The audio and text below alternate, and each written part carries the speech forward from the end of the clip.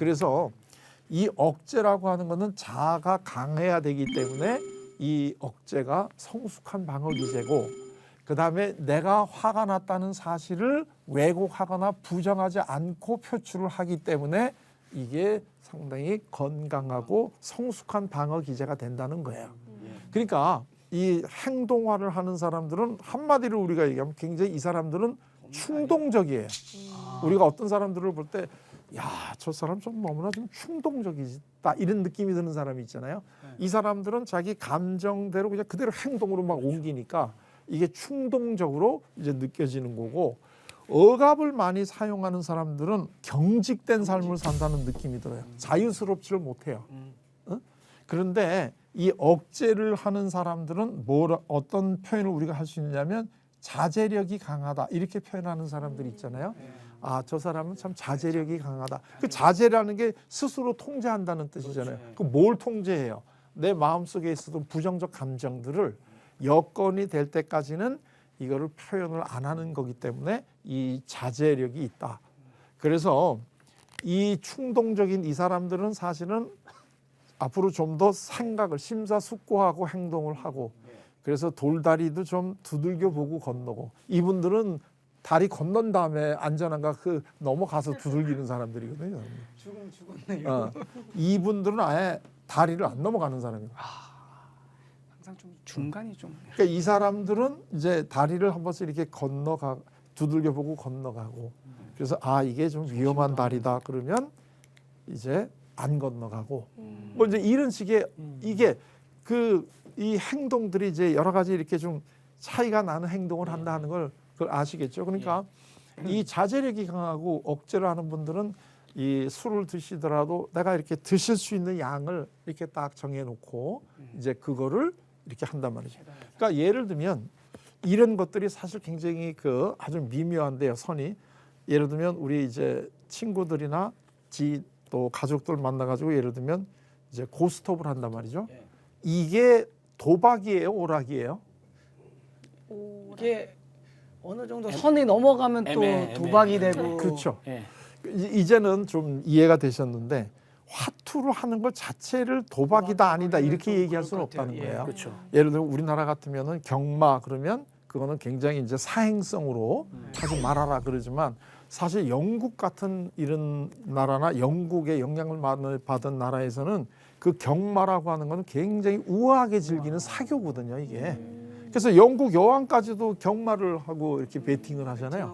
그러니까 이게 문화가 다르다는 거거든요. 그러니까 경마를 하는 것 자체가 좋으냐 나쁘냐 이거는 얘기할 수가 없는 거고, 문제는 그것이 이 행동하느냐 아니면 이 자제가 되느냐 이 차이인 거죠. 그러니까 예를 들게 되면 가족들끼리 오래간만에 또는 친구들끼리 모여서 이제 그 고스톱을 하고 약간의 이제 그 판돈을 걸었다 할 때 그것이 어느 정도까지는 우리가 즐겁기 위해서 여기까지를 하게 되면 그거는 굉장히 건전한 오락이 될 수 있죠.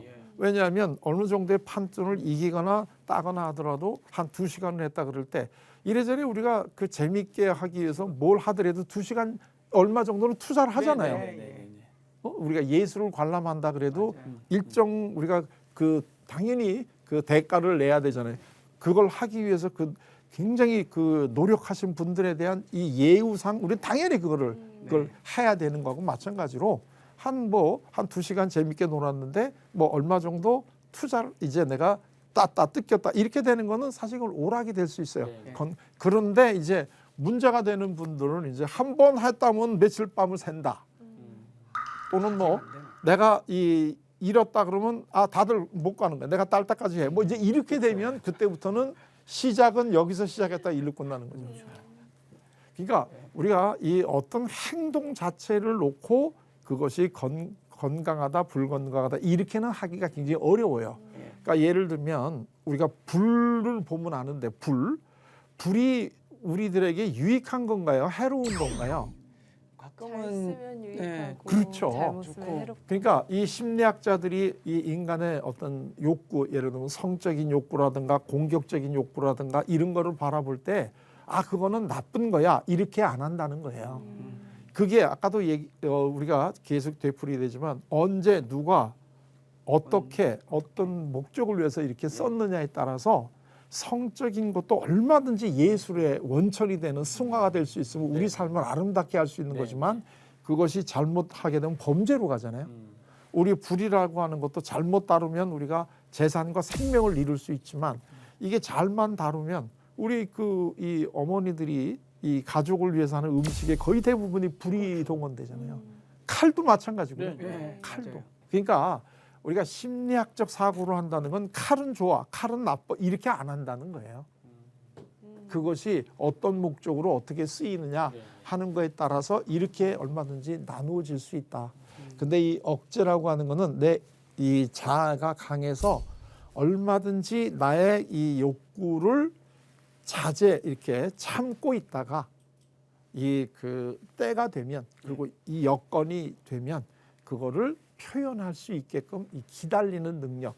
그래서 이제 우리 자녀들을 성숙하게 키우기 위해서는 참는 것도 알려주는 게 굉장히 중요한 거죠. 이게 이제 자아의 그건데 예를 들면 가장 대표적으로 이 자아를 강하게 억제를 자제를 할 수 있게 하는 게 뭐냐면 매시멜로우 실험이라고 아주 유명한 실험이 있잖아요. 예를 들면 서양에는 그건 매시멜로우인데 우리식으로 하면 이제 사탕 같은 거를 해도 되는데 예를 들면 어머니가 이제 장에 갈 때 엄마가 사탕을 지금 3개 주고 갈 텐데 너 이걸 먹어도 되고 엄마가 시장 갔다 올 때까지 기다리면 2개를 더 줄게. 이렇게 되면 처음에는 애들은 이제 자제력이 없을 때는 3개를 다 먹는데 나중에는 이제 얘가 기다렸다가 2개 더 받는 거 알잖아요. 그러면은 엄마가 이제 장애가 있는 동안에 안 먹고 기다리는 힘을 키우잖아요.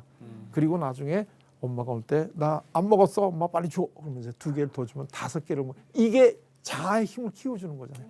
이 자제력을. 근데 여기서 제일 나쁜 건 이거 하겠다고 그래가지고 했다가 애는 졸르거든요. 엄마 나 빨리 사탕 줘 막 이럴 때 에이 그래 이래저래 네가 먹을 건데 먹어라. 얘는 자제력을 못 키우겠죠. 그러니까 이런 것들이 우리가 보통 집에서 아주 별거 아닌 것 같은 것도 이게 다 그런 거죠. 예를 들면 우리가 적금 드는 것 같은 것도 다 그런 거 아니에요. 이 용돈을 받으면 그걸 한꺼번에 내가 뭐에다 쓰고 싶은 욕구인데 그걸 이렇게 저금을 해가지고 이 일정 기간이 지난 다음에 목돈으로 만들어내는 거 이런 게 다 지금 이 성숙한 삶을 살 수 있게 우리 삶에서 지금 하는 여러 가지 활동들이에요. 그러네요. 그런 것들을 우리가 필요한 이 생활 속에서 조금씩 가르쳐 주면 억제라고 하는 또 좋은 방어 기제를 우리가 키울 수가 있다.